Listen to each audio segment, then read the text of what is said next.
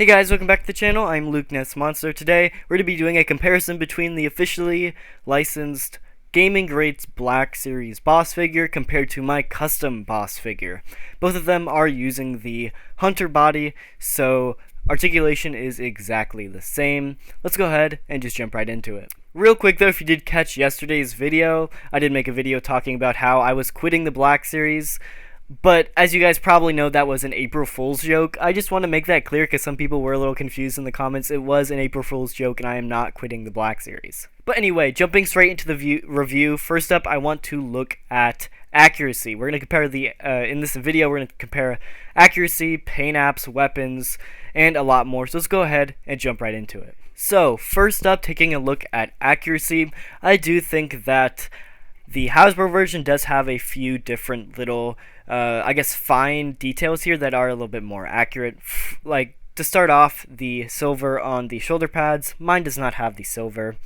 And then the silver on the side of the helmet and the back, mine does have a few here and there, but the Hasbro one has a lot more detail, and especially the silver on the back here. This one has it where my custom does not. So far, Hasbro's is starting off pretty strong with accuracy, but the main problem with me is the chest, and I think that's the biggest difference that you can tell right away.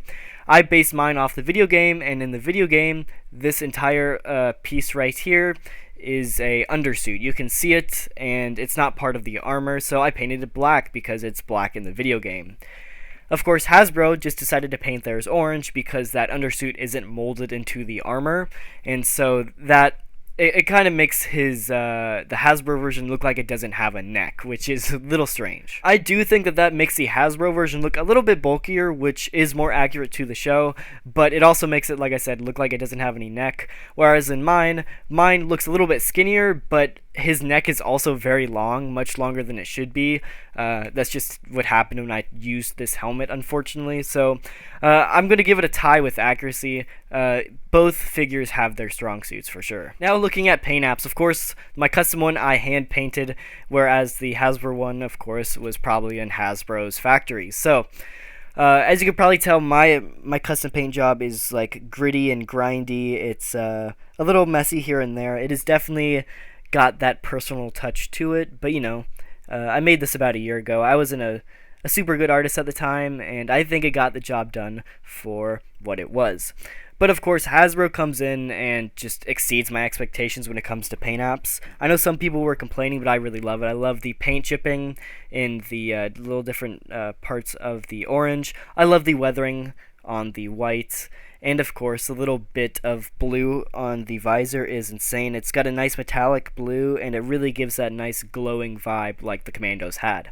And of course, I already mentioned it, but all of the little silver bits just really exceed my expectations, and it looks absolutely incredible. So I really do got to give paint apps to the Hasbro version. Next up, looking at weapons. Right here is the Hasbro version, and it is a solid mold for a Commando blaster. On the right is my custom version. I actually had this resin printed, and this one is much bigger than this one, as you can tell.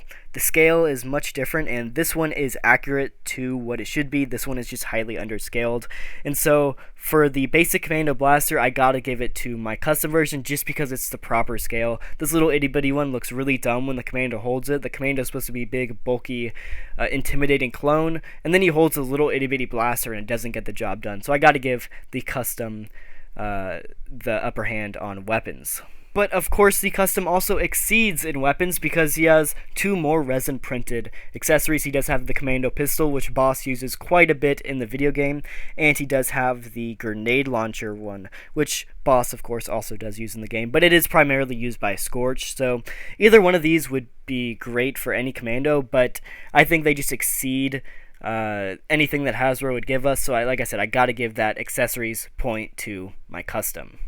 So overall, I do really love both of these figures. I absolutely loved making that custom one about a year ago, but I just think that the newer one is more refined. It's a lot cleaner. Of course, it has the correct paint apps and everything, and I do really love the new one as well. I thought about painting that little black chest piece on there, but I actually do like the way it looks right now, and it's growing on me a lot more than when I first got it. So I think I am going to keep it how it is, but overall, I do really like both these guys, and I just wanted to compare them in this video.